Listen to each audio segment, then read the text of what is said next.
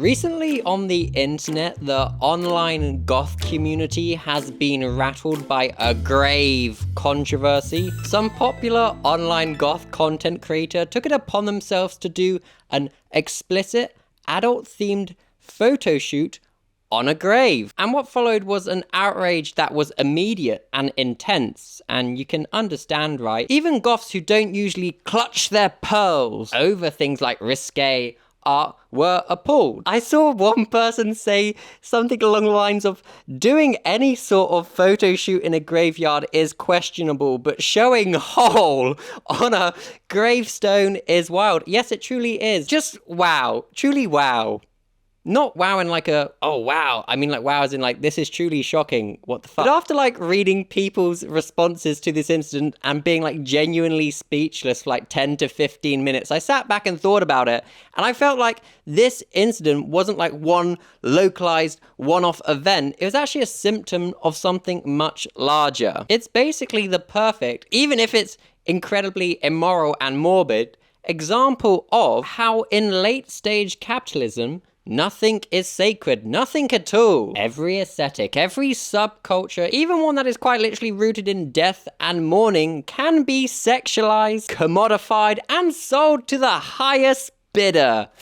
Lee. So today I thought we'd jump into the topic of the commodification of goth and how within like the mainstream sphere, capitalism, especially the concept of late-stage capitalism, has taken goth from underground rebellion to basically mainstream marketing strategy. The mainstream understanding of goth is no longer something where you have to actively go and seek and join in with fellow goths, but now something that is on a drop-down menu on some god-awful alternative fashion site or a hashtag on TikTok that will get you lots of likes. But before I get into all of this conversation, hello there, if you're new here, my name is Cal, that's Skog, and on this channel we mainly talk about subcultures, but we also just talk about things going on socially, if it interests me, I suppose. So if that does sound like fun for you, please feel free to subscribe, thank you. But let's get back to the current topic at hand in the goth community, this graveyard explicit adult content shoot. I don't know what else to call it, you know. Many online goth TikTok content creators were quick to call out the fact that this is not okay, emphasizing that we should have respect for the dead. You know, many pointing out that goths are known to be walking around graveyards. This is like a trope that is also, you know, kind of real. Many goths, you know, do enjoy taking a wander or a ponder in a graveyard, but they're not, you know, getting their bits and bobs out on somebody's grave. Other goths also vocalize that content like this feeds into the tropes and the fetishization of the goth subculture. Think within like modern mainstream pop culture, things like, oh, I want a goth girlfriend, you know, those absolute teapots that do not spend any time in goth spaces, but they've fantasized and concocted this idea of what a goth girlfriend is like, you know? But to summarize, the general consensus was that this act was disrespectful and crucially driven by clout and profit rather than a genuine goth ethos. And of course, team, it is always worth noting the nuance here. The outrage isn't and never will be because a goth made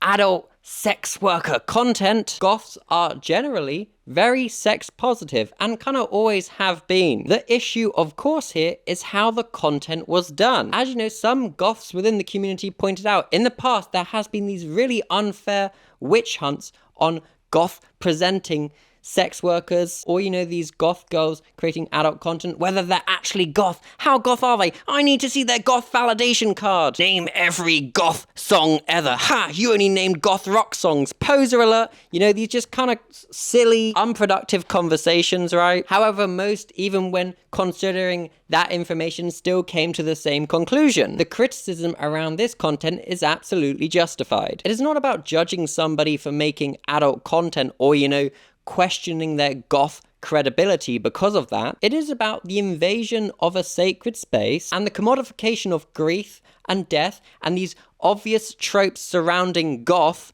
for, you know, entertainment. I feel even non-goths here can understand why performing sexually explicit content on a stranger's grave is truly truly heinous. And I think to me, this whole debacle illustrates a wider pattern, how within late-stage capitalism, more and more extreme behavior is encouraged to grab our attention, to make a quick buck, to get the likes, clicks, and engagement, which is a cultural currency in itself now. When every click, when every view can be turned into money, content creators may feel pressured to escalate, to, use any shock factor available, to play on any trope, to become a pale imitation of the thing they once loved. And in this case, it just basically meant using the trappings of goth culture, think grave, think forbidden imagery, in literally like the most crude, on the nose, sensationalized way, and it is completely detached from the culture's actual values. This is literally goth on steroids, taking this very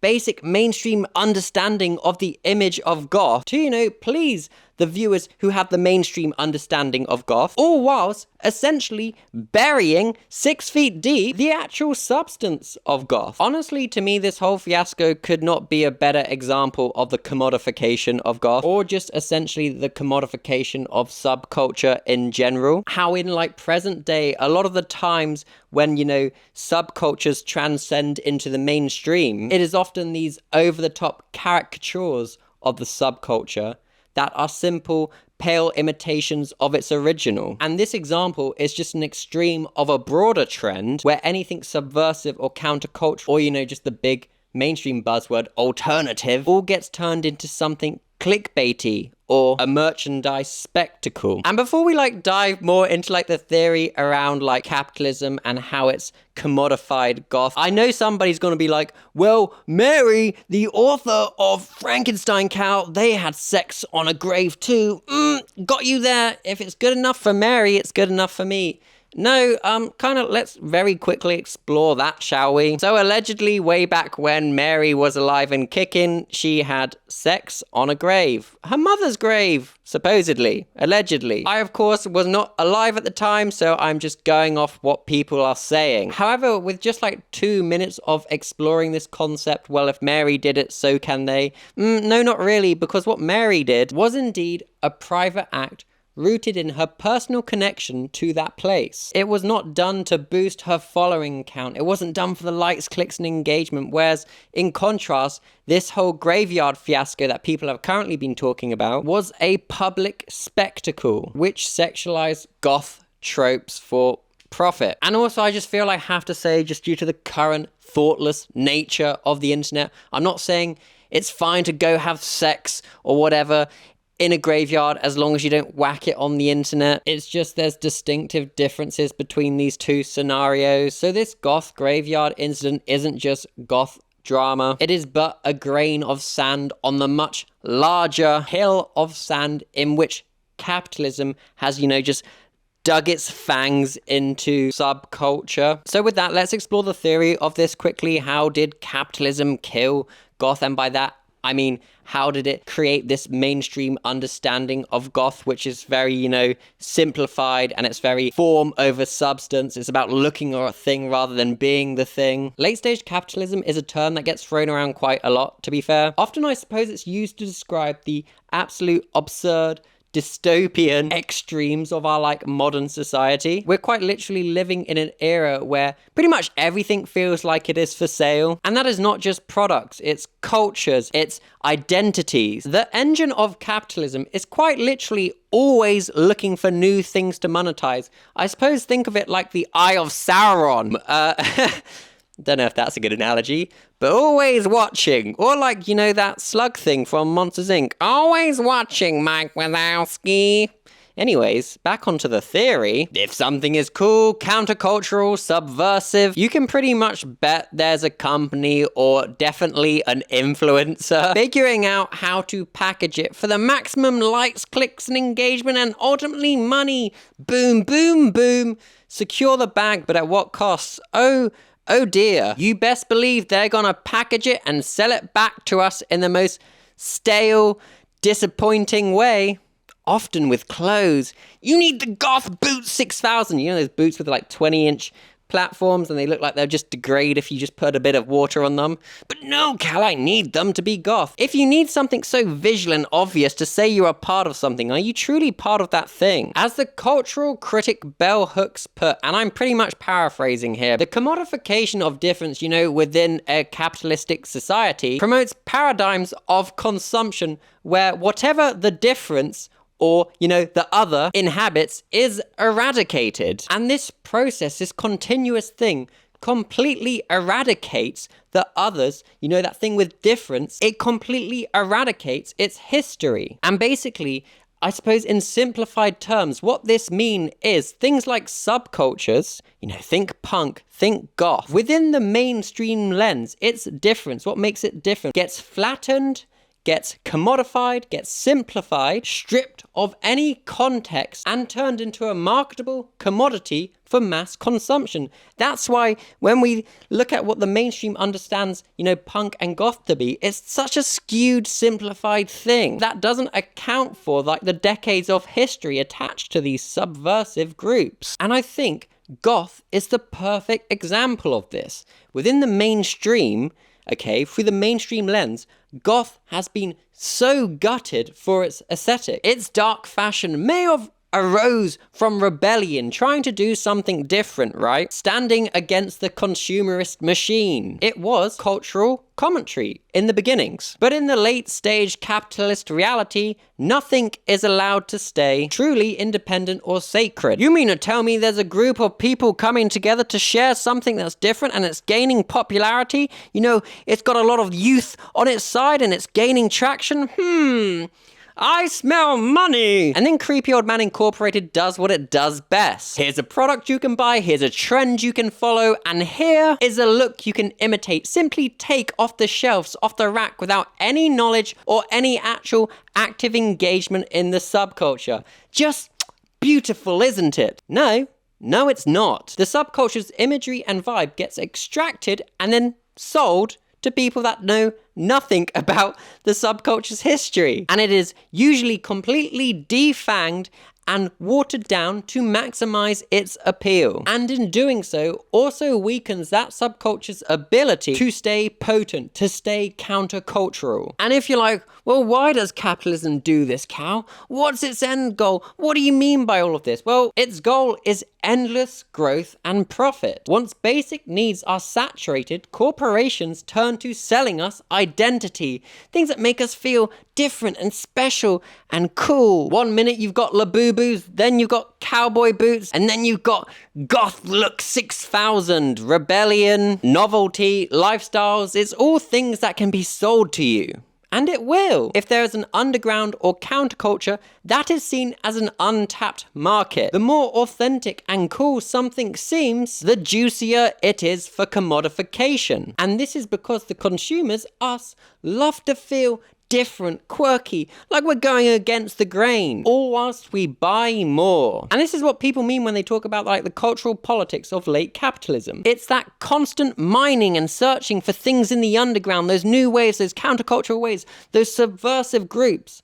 All for new, cool, quirky things to turn into money, to turn into a TikTok trend. I got cowboy boots on my Labubu, nobody's doing it like me. And I feel like we just do need to clarify, because I've noticed this wave of people now on TikTok thinking they're presenting in a really amazing concept, and it's just really disappointingly not. I see people try and make the point of, oh, you just blame capitalism, you just say the buzzword capitalism for everything without explaining. But honestly, I'm not just using capitalism here as some sort of vague boogeyman. We are clearly talking about specific systematic forces here. It's not that this graveyard stunt or some god-awful alternative brand that has a goth line has single-handedly killed goth. It, of course, is the cumulative effect of profit-driven interests overrunning and rewriting subcultures. Capitalism in this context obviously also includes corporations, the shitty alternative brands that love to scream and shout about all the different subcultures they sell. But those heinous brands, that for some reason you've convinced yourself are ethical and definitely not fast fashion houses.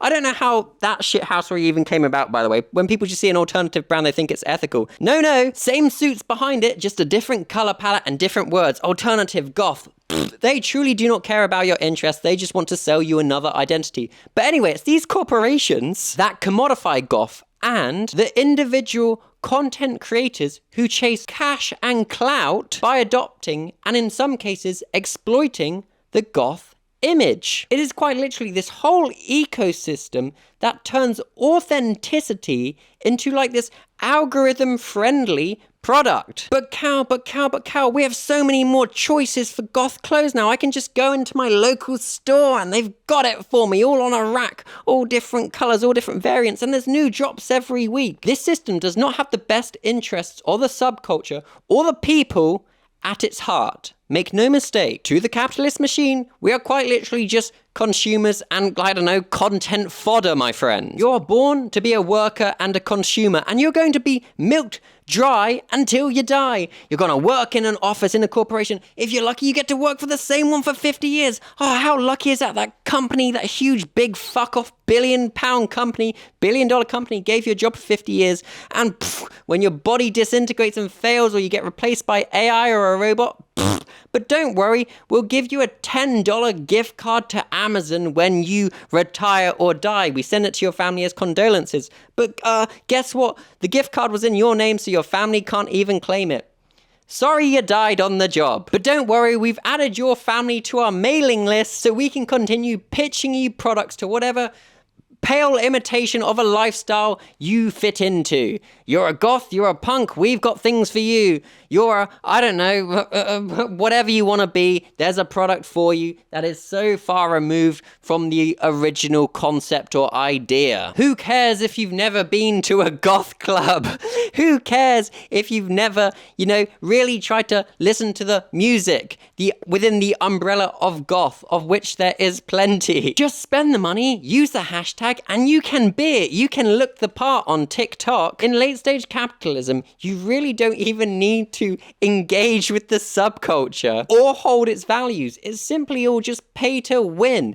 If it's on a freaking shelf or it's on one of those clothes horses, I don't know if that's just an English word, but a clothes rack, that's the universal word. It's there to be brought and then you can just become part of that thing. It's quite literally this mindless consumerist loop. There's just slop nation, where meaning is completely stripped away. If there are no hoops to jump through, and by that I mean things to learn, or you have to go out of your way and actually interact with people, and I'm not just saying it has to be IRL, in person. I know some people can't get out there for one reason or whatever, but even if you're just not like actually interacting online with people who actually care about the subculture and want to give it depth, it's all just, let's make it Instagram and social media ready. In summary, in late stage capitalism, people and companies are driven to convert everything, even subcultures literally born as a form of resistance, into commodities. And this context is crucial to understand how goth went from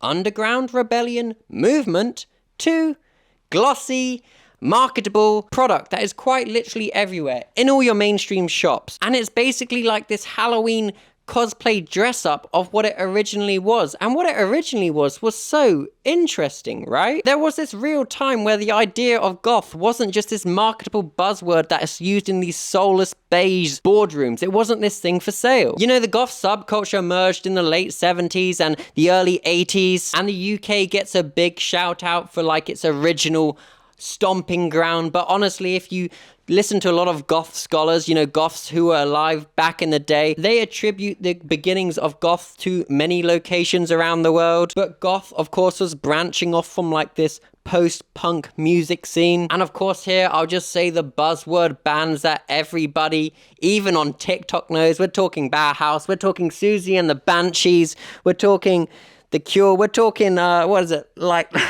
London After Midnight. Say all the buzzword names, Bauhaus,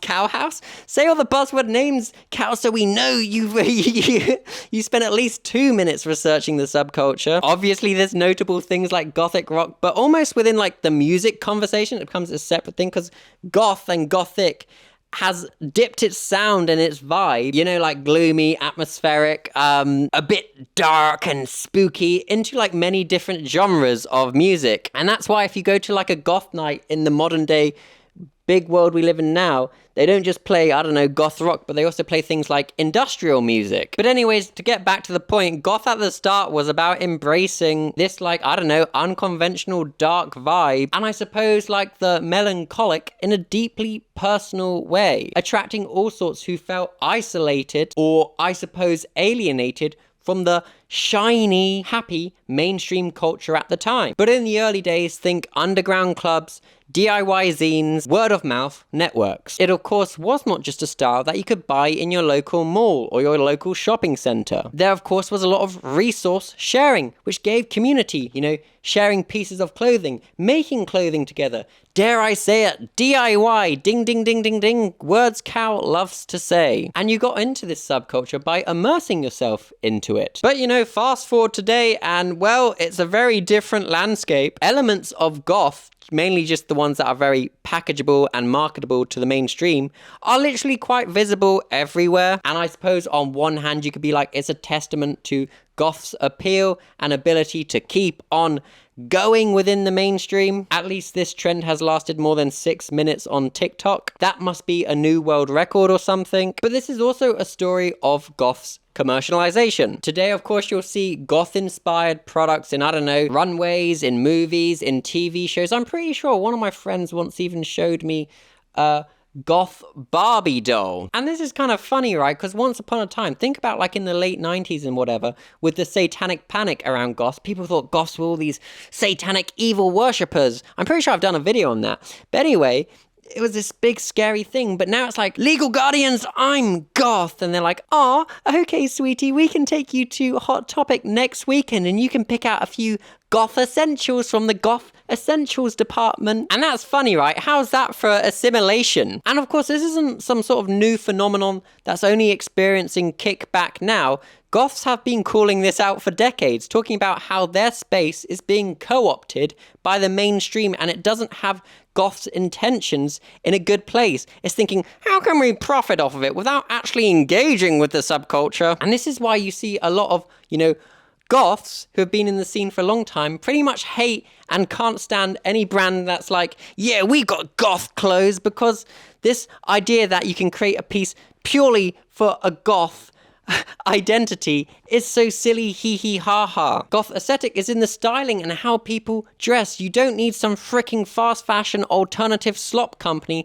selling you pre-made pieces. So in a way, goths have been kind of gatekeeping goth for decades now. And this is not out of a place of snobbery. Don't get me wrong, some people do gatekeep things in a very weird way, but there's this very specific version of gatekeeping which is very, very necessary. And it is almost like this defense mechanism, because you are seeing something meaningful get turned into a trend or a costume, and it's completely divorced from its original idea. And this commercialization trajectory typically goes like this. A subculture grows and it's cool, it's different. People flock to it. Entrepreneurs and corporations start selling the easiest part of it, which is usually the visual aspect, the clothes, the makeup. Over time, more and more stuff will get labeled goth. Even things that literally don't even need to be labeled goth, like it'll just be like a black top with like, I don't know, a spike on it or something, and they'll be like, goth top! But because of this dilution, it becomes available to anybody with cash. No cultural initiation needed. And at first you may think, yay,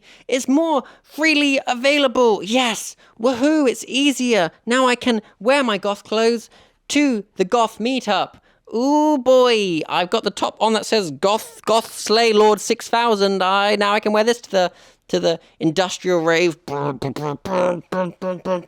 That's my impression of that really impressive cybergoth dancing. Anyways, that would all be great, and I'd be making it clap no hands out of sheer enjoyment if that was the truth, that was the case. But what happens is the deeper aspects, the music, the philosophy, the community values, and the just sense of community in general, just get obscured and diluted. Because buying these things doesn't actually give you a membership or actually sign you up to actually engage with the subculture. It's just selling you the look, the costume of the subculture. And that in turn warps what it means to be goth, which is, I suppose, why through like the mainstream lens, goth feels more like a theme than a lifestyle. It's this very popular aesthetic online. It's a very big, constantly trending hashtag. And that hashtag goth is completely divorced from its roots of being this tight-knit community. This commodification of goth has really frantically been going on for decades now. Think about in the early 2000s, we had the mall goth. Teenagers who were shouting and screaming and were totally rebelling against their legal guardians in a "it's not a phase, you'll never get me, you'll totally never get me" phase, had places like Hot Topic for instant goth kits. It's just one place and you can buy the whole look and boom, hey presto, I'm a goth now. You don't get me, it's not a phase. Insert, oh boy, I love The Cure. Oh golly. I love bow house.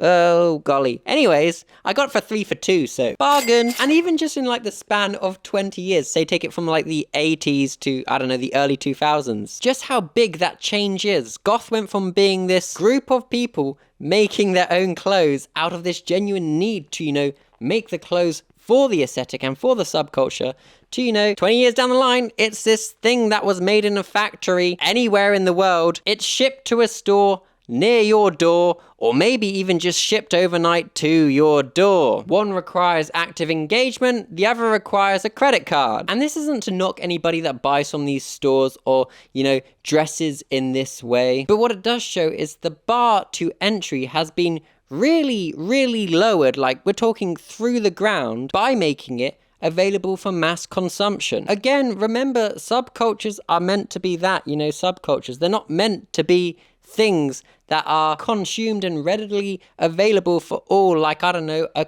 freaking Coca-Cola at your local store. And if you are finding it in your local stores or with overnight shipping, you are very much likely seeing the pale imitation of it. And again, that's not hating on people that use these aesthetics, but those pants or that dress or that top or the hat that's been sold to you as the goth essential is about as goth as, I don't know, a pair of thermal socks from Walmart. And I feel like this point of ranting and discussing how capitalism has killed goth, I do want to stress, none of this means the authentic goth subculture is dead, because as we've discussed and explored with punk, the active members of these subcultures are very much still about doing their thing and engaging authentically with their community. And what do I mean by that, Cal? Well, it's at the goth nights, it's at the goth meetups. Do a little bit of digging and you'll find actual real goth communities online, not just ones trying to sell you a promo code to some shit fast fashion brand, which is so totally definitely different because it's labeled itself as alternative. No, it's not, you're being greenwashed. But this conversation is about how within the public face, capitalism has largely succeeded in killing goth as a true counterculture, because it's entwined this word goth into, mainstream pop culture for decades now, that it's defanged the imagery of goth, and it's no longer something subversive to the mainstream person looking through the mainstream lens and their understanding of goth. And when this market gets saturated with all this gothic stuff that takes up the main sphere for goth, it becomes hard or probably near impossible for an outsider or somebody learning about goth to identify what is actually goth and what is something trying to profit off the imitation of goth. And I think a really good example of this is within the present day is the microtrends being attached to goth. Why are mainstream microtrends being attached to something countercultural? Something countercultural should not be trying to peacefully coexist within the mainstream. Its aim shouldn't be to I don't know, fusion, polymerization. That's a Yu-Gi-Oh reference, and the prior one was a Dragon Ball Z reference. But its aim shouldn't be to, try and hand in hand walk down the aisle with mainstream culture. Why would you do that? It was born out of rebellion. So things like clean goth, healthy goth, these are such interesting, fascinating terms, right? Clean goth. Does clean goth suggest that, goth is inherently dirty and therefore one must adapt goth so that it can be mainstream, packageable and likable and get maximum likes, clicks and engagement. We need it, Cal, we need it. No, you don't. Your subculture isn't your totality and you don't need to mix microtrends with it. You truly don't. And the hilarious thing with clean goth is like the fact that it's just not real anyway, but like clean goth is often just like a plain black t-shirt or tank top or long sleeve top with black trousers and black shoes. I literally dress like this 90% of the time. Okay, am I suddenly clean goth? No, I don't actively participate in the subculture. I like a few of the tunes, but I'm not in it enough to be like, yeah, I'm a goth. But by social media standards, I'm now a clean goth. I even had somebody once comment on my videos, Cal, you dress like a clean goth. And I just thought, wow, we're doomed. We're doomed. But by creating these things like clean goth, we turn goth into a viral concept. And then you get people that are like things like soft spooky coming in and being like, yeah, we're goth too now. And they don't care about the music whatsoever. And it's just like, oh, you're unbearable. I don't want to see any more of your terrible TikToks going to, it's called TK Maxx in the UK, but I think it's called like TJ Maxx in America, of buying like summer Halloween stuff. I simply don't care. Please don't hashtag goth to that shit. Please, I beg you. But all of this just makes it seem like, I don't know, if you whack bats on something or a freaking skull or a witch's broom, gothic, spooky. Ooh, I'm just a quirky goth. You don't participate, you are not. Is your identity that disappointing that you have to attach these buzzwords that actually have some cultural significance to them to give yourself the illusion that you have depth? By all means, dress a certain way, but you don't have to claim you are something just out of sheer desperation to give yourself character depth. I did quite enjoy like the backlash of like the clean goth trend though, because many goths came online and like, yeah, we hate this, it's terrible. What is this? It's nothing to do with goth. It's like this weird, sanitized, marketable thing. And the trend quite literally feels like the final boss of commodification. Outsiders who would have laughed at, the goth or the emo or whatever at school are now like, yep, I'm a clean goth because it's cool on TikTok. But like from a capitalistic standpoint, these micro trends are freaking brilliant. They create perpetual never-ending trend. One week you're wearing cowboy boots and like those blue short jean things that are like just go below the knee but don't go down to your ankle, so they're not a jean, they're some sort of baggy short, a jort. And the next you're a clean goth wearing a black tank top and a black parachute pant and I don't know, a pair of black Doc Martens, and you listen to 9-inch nails, so now you're definitely goth and nobody gets you. Oh, buddy. And it's not that accessibility or people joining in is bad. That is lovely.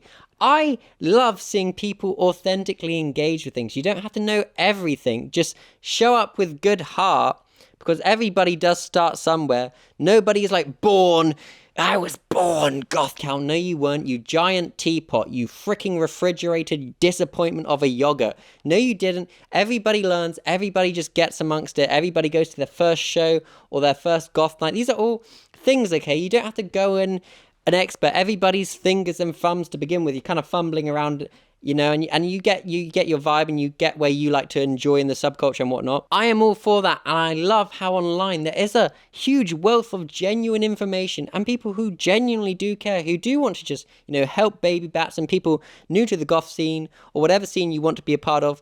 And it's lovely. I love that, okay? The issue is, with these micro trends and due to the virality of TikTok, it often simplifies these subcultures down to the shallowest form of their self. And this, of course, is just due to the nature of apps like TikTok. You can't convey depth and history in a 30-second goth outfit TikTok, can you? And I'm not saying that these people have to be doing goth history lessons in every video, whatever. That would be preposterous. That would be just, not realistic, okay? I'm just saying this is the content that will get pushed because it's easily digestible. There's no barriers to entry to, just looking a certain way. So people from outside will be like, oh, that's cool, that's goth. But from that, the aesthetic gets replicated and stripped of any context. Instead of actually talking to goths, hanging out with goths, going to goth clubs, going to goth events, now anybody can see a 15-second video of somebody going viral on TikTok with the goth hashtag, and conveniently they've got thrifted Shein goth clothes that are literally probably labeled goth in like their product description. It just so happens every outfit they upload onto TikTok happens to be thrifted Shein. It's almost like their thrift stores local to them just have a never-ending cycle of Shein goth clothes. That's fascinating, isn't it? But plausible deniability is just a beautiful thing, isn't it? And that isn't me hating on people that buy alternative clothes from Shein. The sad reality is when you buy your clothes that are insistently labeled as alternative, they're goth, they're punk, they are 99% of the time, despite whatever greenwashing shit they're trying to sell you, coming from fast fashion houses with unethical production methods. And we've kind of like dissected that in these two videos, if that's something you're interested in. So, that critique isn't just limited to, Shein, goths or whatever, just more the moral grandstanding that goes on in the alternative umbrella surrounding clothes, pitting one alternative brand against the other when they're still all just selling you crap, just with different price points and a different branding strategy.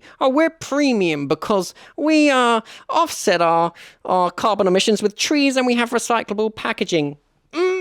Now use code sellout35 to get 35% off your overnight goth clothes. Do it! What I am basically just trying to say is alternative clothing brands are just one big smoke and mirrors thing anyway. You do not, nor will you ever need to buy from alternative fashion brands to be alternative or part of a subculture. In fact, I would go as far to say as the least alternative or subcultural thing you can do is buy from these things. Not that buying from these brands is inherently evil, it's just your membership to something should never live or die on whether you can afford to buy the clothes. But I should also say, like, this pushback, goths did with, the clean goth trend is actually kind of like a positive thing in my eyes, because it shows how goths are adapting to the current ways of commodification of the subculture and being like, hey, this is not actually what goth stands for. We're happy to give you a free history lesson. Just manage to keep your attention span on the TikTok for more than 30 seconds, please. And this is, of course, the perfect example of gatekeeping. It's just holding people accountable to actually what the subculture is about and not just making it a temporary trend on the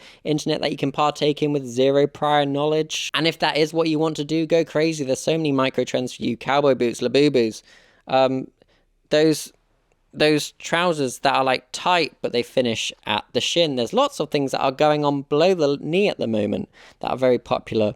Anyways, there's all those things. Go crazy. And of course, in present day, this commodification of goth isn't just limited to microtrend. Even aspects of goth culture have been co-opted. Think World Goth Day. A day where goths can celebrate their scene, come together, and make their presence known to the rest of the world. Well, maybe once upon a time that was its, reason. But my friends, guess what's happened? You've guessed it. Big Corp saw this and they thought, we can do sales on that day. World Goth Day discount code 25% off. Yeah.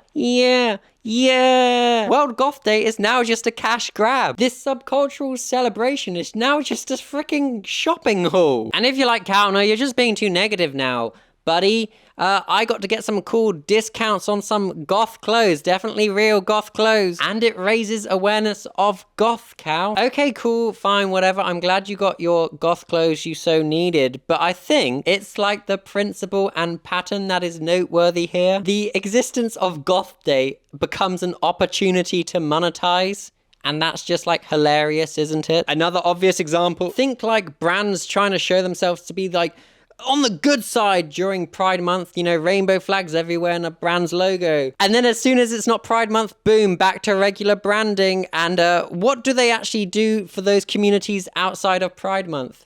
Well, Cal, don't ask those questions, but we can show a rainbow banner on our loading page on our website. See, we're progressive. Oh golly, capitalism. Everything just gets sold back to you. And the end result is that it's up to you as the consumer, the person, to identify what is authentic engagement and what is capitalizing on an opportunity. But need not worry, Rockstar, as you are never truly alone. As we kind of hinted earlier, there are goths responding with critiques and gatekeeping. There's so many conversations online and you see things getting thrown around like elitism or, people being stuck in the past, others saying it's necessary to defend their culture. And you may be thinking at home, how does this even all tie back to the original discussion of the person in the graveyard? Well, this all ties to the conversation of like authenticity versus commodification. And if you start your search on TikTok, you'll see the word gatekeeping and goth come up a lot, right? Goths, even within the goth community, have arguments over gatekeeping and what actually is or isn't goth. Like I kind of briefly touched on earlier, a big popular one is within the umbrella topic of goth music, what actually is goth and wasn't goth, right? So there's obviously the obvious things like goth rock, but then there comes conversations of things like new wave, dark wave, industrial. Some people presenting ideas that some bands or, individual music artists have the capabilities to make a gothic song if it involves enough of the vibes and stylistic choices that surround goth music, where others are like, no, that new stuff, it ain't goth. Or on TikTok, I see a popular argument people have is feeling pressured to always dress goth, and that just seems incredibly tiresome. Honestly, these tensions have been around forever within, the goth community, and also in just other subcultures. There's always discussions internally over what or what isn't part of those subcultures. However, due to these trends and due to the moments where goth transcends into the mainstream, all these debates and arguments get intensified because of that. Because it's now on the world stage, it's this spectacle for everybody to see. People will join in and give their opinion who have no knowledge on the subject matter. But at the heart of it, the goths are even clashing heads themselves. They have the same intentions, right? They don't want goth to be trivialized or misunderstood or misinterpreted, right? And especially not by profit-driven forces. When outsiders see the graveyard adult content photo shoot or the clean goth on TikTok getting big, attention on this grand stage on social media, goths worry this is what people will think goth is and, is about. It's just this very visual, superficial thing. And unfortunately, to be fair, they're right. If you just looked at comment sections surrounding say the goth graveyard photo shoot, there was just typical, oh, I want goth girlfriend dudes in the comment section being no, we love this content, there's nothing wrong with it. And you click on their profiles and I kid you not, these people aren't goth. You can tell from the memes and the things they share, wanting a goth girlfriend, that they're just here to sexualize the tropes that the mainstream has made the understanding of goth to be. And that's why you can see, goths getting upset, or they get upset when clean goth is a thing, right? It's this very sanded down, marketable version of goth. To the outsiders, they will conflate these superficial performances that transcend into the mainstream with the real thing. And I just do want to stress that not all forms of gatekeeping are good. Most of gatekeeping is not good, okay? It is toxic, it's negative, it's elitism. We understand that, and these are kind of things we've covered before or discussed in other videos, right? Where it becomes this elitist gatekeeping of who is and who isn't part of a subculture. But clearly, this conversation is about cultural preservation. It is about pushing back on the capitalistic culture of making subcultures seem like they're just aesthetics, things you can buy into. Feel free to appropriate and join in as you will. For example, people saying you need to listen to goth music, not in totality, it doesn't have to be the only thing you listen to, but you need to have an interest in goth music and listen to it to be goth. That is not gatekeeping. Just because you bought the goth clothes on World Goth Day with the discount code for 25% off, that doesn't make you goth. You've just been sold a product, a pale imitation of the original. And I don't hate you, I don't condemn you, I don't think you're evil for that. You can wear those things. It's just the acknowledgement that one is authentic engagement and the other is simply a product, an idea, an identity, whatever you want to call it, just being sold back to you. And I think it is a shame because I've actually seen one of the goth content creators I really enjoyed watching and using to learn about goth a few years ago, has actually quit because they were just I can't actually, just be asked for the online arguments all the time where people just get annoyed because I just try and give them a basic history lesson when they're just being factually wrong or just simplifying goth to being this visual thing. Content creators like that get hit with things like, you just hate change or you're just gatekeeping for no reason. But just look at the things we've discussed today. Goth has been actively commodified by corporations. Think Hot Topic. These things are built for profit, to maximize their profit.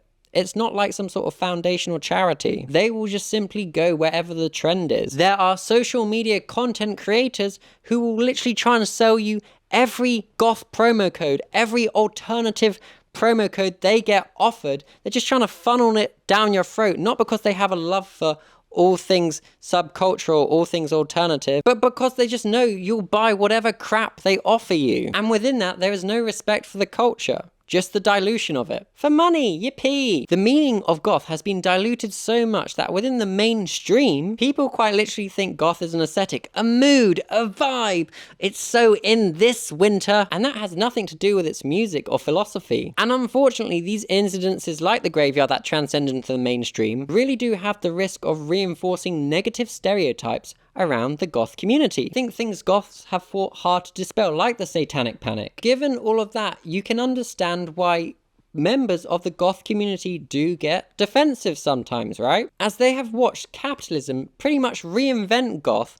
Like, do you know that friend that just says your joke but louder and they get all the laughs and the cheers and applauds? They've just basically taken the simplest ideas of goth and be like, this is goth, and then the big corporations come in and be like, yeah, goth sale. Goth has been rewrote for the mainstream agenda. You know, sell identity for people who so desperately need to cling to these buzzwords to give themselves some sort of character depth. They need the sales, they need to buy stuff in this never-ending consumption cycle, right? So Cal, where do we go from here? You've yapped so confidently about this. What now then, buddy? Can goth be saved from the clutches of capitalism? Well, to that, I say it's kind of less about saving it, since the authentic scene will be doing this regardless. They will be going to the events, they'll be sharing the music, they'll be listening to the music, they'll be enjoying it, and they'll be coming together regardless of whatever the mainstream paints goth to be next. So the conversation is more about navigating this reality. Goths today, I suppose, have to do like a little bit of a balancing act, embracing new aspects of the goth movement and how it has evolved over the decades, but also pushing back against the dilution and the disrespect. And I do sympathize. The latter two are such tiresome things to do when you have to, you know, try and explain history or something to just someone in the comment section who simply doesn't care. They just want it now on a plate and they just want to give you their credit card so they can just buy the damn thing. They don't truly care. I am like totally aware that the title is very provocative of this video, How Capitalism Killed Goth. But I hope by now you can see the picture, right? Capitalism took something that was born of rebellion, something that was against, you know, this soulless consumer culture, taking the simplified versions of, you know, goth, the name, the buzzword, and the visual aspects, and just selling it to everybody. There's this mainstream variant of goth, which is for the soulless consumer culture. Late stage capitalism can and will turn anything of meaning into marketing, and that means it will turn any and all subcultures into a product that they can sell to the masses. Now, that doesn't mean nothing is pure and everything is a sellout, not at all. It means we just simply must recognize the pattern and choose how we engage with it all, right? Supporting the genuine creators and businesses that are entwined in your subculture. Like, for example, if there's a hardcore band on TikTok that has like a sponsored ad and it's freaking backed by like Universal or something, alarm bells should be ringing. There is nothing DIY about being backed by a big corporation that are doing it all for you, or your promo, or your planning, or your album launches. If you do want to engage with subculture, and if you do want to get amongst it, it's not always just going to be in the most obvious places. And if it is in the most obvious place, it's probably, say it with me, a pale imitation of the original. Capitalism may take the costumes of these subcultures, but it will never actually take the thing that makes it subversive and different and countercultural, and that is led by the community, and it will always be for the community. That is the part they can't actually take and package and sell. That is the part that will always require conscious engagement, supporting one another, going to events, going to shows. That is the real humanness of subcultures that can't be packaged and sold. And with that, I'd now like you to use code GothSlayer5000. I'm joking. Imagine if this whole spiel ended with a freaking ad read for some shitty alternative brand. Someone actually told me the other day, they're like, Cal, from a marketing manager perspective, no alternative brand is ever going to work with you. Good, I don't want to work with them. And I don't want to freaking reinforce any crappy ideas that you need to wear alternative clothes to be considered alternative or to be part of any subculture. That's just such a silly thing. I have no issue if you want to buy things because you like the aesthetic of it. It's your vibe, it's your style. But I want no part of that tomfoolery. Anyways, I'm Cal, that's Skog. Skog, anything profound or thought-provoking to say on the matter? Huh? I wish I just said that instead, if I'm honest. Anyways, I'm Cal. What's up with that? Nothing really. That's just my birth-given name. Anyways, I'm going now because I'm really sweaty, but let's have a discussion about this in the comment section. I think this is a really interesting one that I've been really excited to film for a long time now. Been working on it a lot. talking to many different goths all over the world. That's like one of the beautiful things about the internet, the connectivity it can give you to people, parts of these subcultures that aren't just trying to chase likes, clicks, and views, but actually have some sort of conscious thought, and it's really cool, and that's really fun, and just sharing different opinions and views because of where they are in the world. Love that. Love the interconnectedness of the internet sometimes. It's really cool. Anyways, I'm Cal, I'm going now. Bye. There'll be another video here. Okay, bye.